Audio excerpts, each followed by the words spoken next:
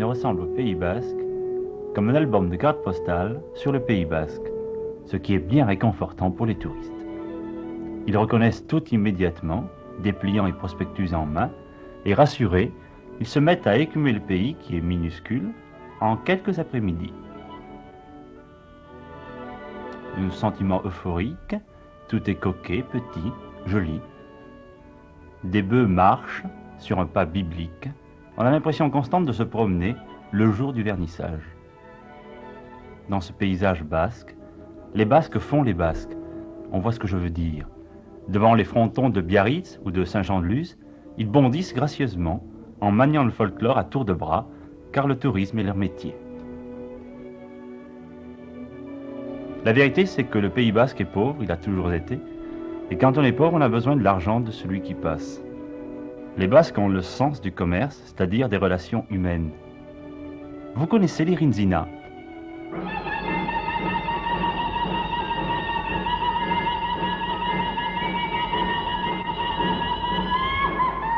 Merci. C'est le vieux cri de guerre des pirates.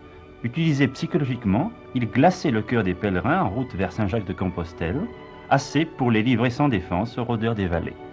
Aujourd'hui, il sert l'indicatif sonore au syndicat d'initiative. Vous voyez, rien n'a changé.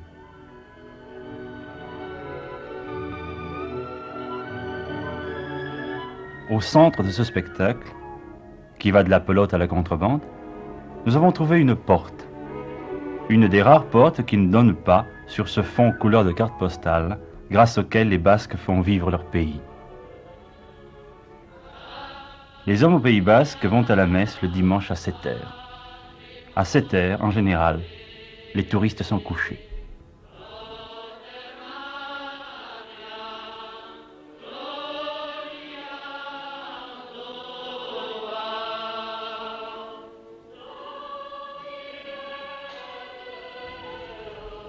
Dieu et ses serviteurs sont des personnages importants avec qui on a décidé depuis toujours d'être en bons termes.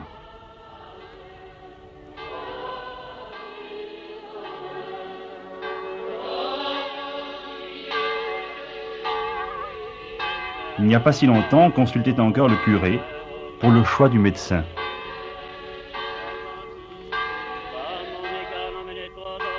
D'ailleurs, les Basques ne craignent pas la mort ni ses symboles.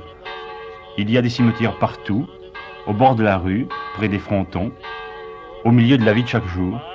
Dans la vallée de la Soule, il y a un cimetière par maison. Il est considéré légalement comme le bien de la famille. C'est une autre maison où l'on va se reposer après la vie.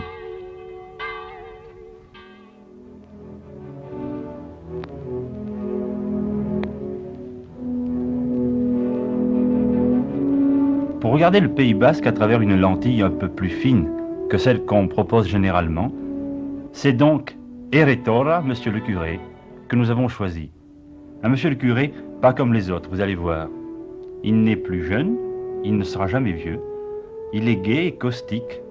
Avec lui, nous avons parlé de tout en blaguant, ce qui est la bonne manière de parler sérieusement des choses. Sérieusement, en fait, on ne sait jamais s'il parle sérieusement ou non. Il règne moralement sur 300 âmes dans le petit village de Gréciette, ce qui, pensions-nous, lui laisse des loisirs, selon quoi nous nous trompions, mais les apparences s'y prêtaient. Le jour où nous avons fait connaissance, il était devant chez lui, en train de lire un journal, qui n'était pas la vie catholique. Il faut bien se tenir au courant. Vous le lisez tous les jours? Non, malheureusement. Je ne puis pas me le procurer tous les jours. Enfin, qu'est-ce que vous lisez particulièrement? Quel... Cyclisme. Ah, le cyclisme. Cyclisme, je suis un admirateur de Bobet. Voilà. Est-ce qu'on est sportif dans le pays ici? Très. Très sportif. On joue à quoi? On joue à la pelote basque. Ah tiens, c'est curieux, on joue à la pelote basque. Tout le monde joue. On joue pas mal au rugby. Nous sommes tous de fanatiques abidonnards. Monsieur le curé, soyez gentil, pliez votre journal, on ne vous voit pas. Bah. Merci. On ne gagne rien à me voir. Hein. Ah, vous avez une belle tête de basque. Oui, enfin la mienne. Une belle tête de contrebandier basque. Je suis très fier, merci. Vous êtes très fier. Oui. Oui, ne l'est pas qui veut. On nous a parlé de la contrebande en nous disant que c'était pas un péché pour les Basques. Pour personne. Pour personne, hein. Pour personne. C'est un péché de se faire prendre. Est-ce que vous dites ça à vos paroissiens, monsieur Oui, le curé? monsieur. Eh bien, c'est du joli. Oui, et nous disons, nous ajoutons ceci, si vous êtes pris, par exemple, et si vous attrapez une amende, alors, oui, en conscience, vous êtes tenu de payer cette amende. Mais, en conscience, vous pouvez faire de la contrebande. C'est une loi pénale qui ne compte pas tant qu'on n'est pas pris. Voilà. Vous en connaissez personnellement des contrebandiers? Beaucoup. Moi-même, je le suis un peu. Pas vraiment, pour rire. Oui, pour rire, oui, enfin... Il vous est arrivé de les accompagner? Non, parce qu'il marche la nuit. La nuit, j'aime bien Vous aimez- passer dans mon lit. Voilà. Oui, parce que le lendemain, il y a vos occupations Oui. J'ai ma messe de bonne heure. de curé de Graciette qui vous attendent. Oui. Vous avez combien de paroissiens ici? J'en ai 300. Bons paroissiens? Excellent. Bon catholique, très pratiquant, très contrebandier et très tout ce qu'il faut. aimable. Oui. Voilà, Il y a une chose qui m'étonne un peu. Vous êtes... Enfin, on vous connaît dans le Pays Basque. Vous faites partie de l'Académie Basque. enfin. Vous vous occupez de je ne sais quelle association. Oui, aussi. Comment se fait-il que vous soyez... Je m'excuse de vous demander ça comme ça, mais comment se fait-il que vous soyez le curé d'un si petit pays? Ah, mais songez que Gracieux était peut-être le premier village du Pays Basque. Le premier en quoi? Le plus religieux. Ah, c'est ça. Ceci est une excellente paroisse, mais je ne changerai pas pour la cathédrale et toutes les églises de Biarritz. Moi, vraiment. Comment se passe votre vie ici? Qu'est-ce que vous faites Voilà. dans la journée? Dans la journée, je me lève. Très tôt, bien sûr. Oui, d'abord, je récite un peu mes prières, je dis ma messe, et j'ai pas mal de travail de basque. Je travaille généralement le matin. Voilà. Et quel genre de travail? Du basque, des études basques. Ah, c'est ça. Alors, l'après-dîner, généralement, et voilà, je vais passer la soirée au milieu de mes paysans. Ils ne sont pas confiés en dévotion, ces paysans. Ils pensent simplement, en bons joueurs comme Pascal, et en bons commerçants, qu'il vaut mieux être de ce côté-là, car on ne sait jamais. Le curé est quelqu'un qu'on respecte, à qui on reconnaît une autorité morale, à condition qu'il sache la cacher, mais à cette nuance près, on le traite au fond comme n'importe quel voisin. Les rapports sont libres entre les gens, nous l'avons constaté partout dans le pays. Et ce goût de l'égalité ne date pas d'hier. Il n'y a pas de servage dans l'histoire des Basques, c'est un fait exceptionnel. Comme ils ne font rien comme tout le monde, ils n'ont pas non plus de frontières ni d'archives. Un drapeau, ils en ont inventé un il y a 60 ans à peine, et pour faire plaisir aux étrangers.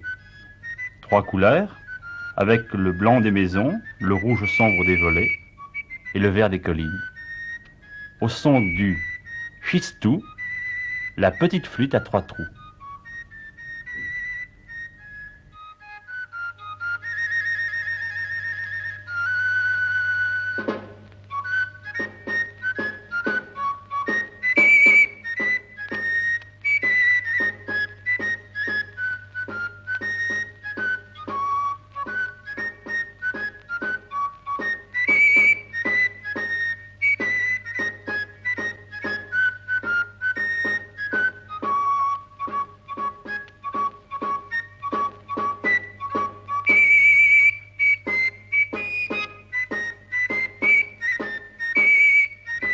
Le facteur est dans le pays depuis 27 ans.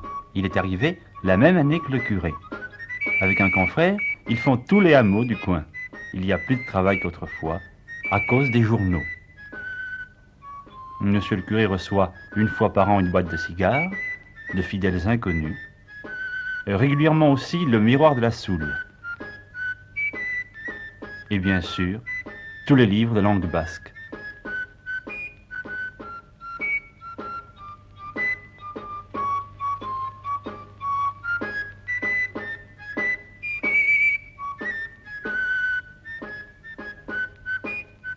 Voilà comment se passent ces journées. À moins que, assez près d'ici, il n'y ait une partie de pelote intéressante, ben alors, je me laisse tenter, j'y vais. Est-ce que vous jouez encore? Un petit peu, il faut s'entretenir. On n'est pas fini à 75 ans. Mais certes, il n'y a qu'à vous voir. Oui. Dites-moi, à propos de pelote, vous savez, dans tous les grands frontons de Biarritz ou de Chazan-de-Luz, on voit les parties au Grand Chistera. Oui. Vous pensez que le Grand Chistera, c'est un peu pour les étrangers ou quoi? Oui, écoutez, je ne voudrais pas dire de mots trop forts, mais j'appelle le Grand Chistera presque, faut-il que je le dise, Mais oui, la dites-le. constitution du jeu. À ce point-là? Chacun son mauvais goût, si vous voulez, mais ben, c'est ma façon de voir. Cette réflexion de monsieur le curé, c'est tout lui. Il fait partie de ces Basques qui se méfient de leur pays, justement parce qu'ils y tiennent. Ils préfèrent abandonner ce qui leur paraît déjà trop compromis.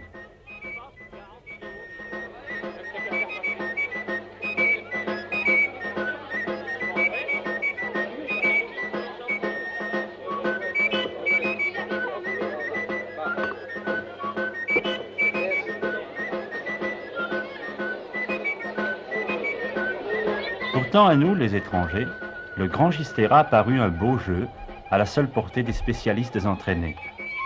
Il a sa légende et ses héros, avec Chiquito de Cambo, qui lançait la pelote à plus de 1000 mètres, et de Jean Urruti, l'athlète frêle, aux bras énormes.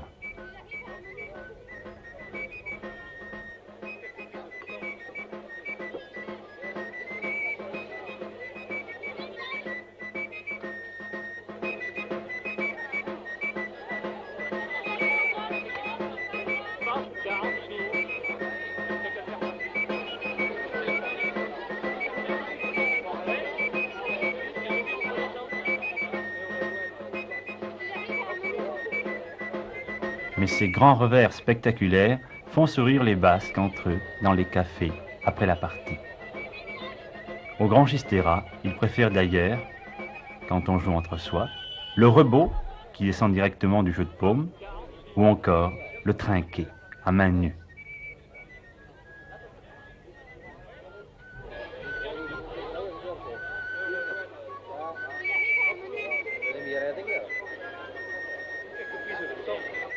Le trinquet à main nue qui est la passion de monsieur le curé.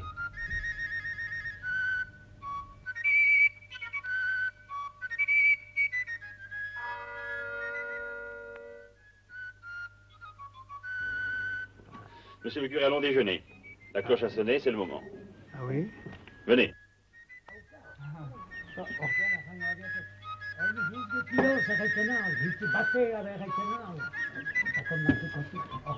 À la fin du déjeuner, l'esprit caustique, et je m'excuse de le dire, voltairien de monsieur le curé, prenait le dessus.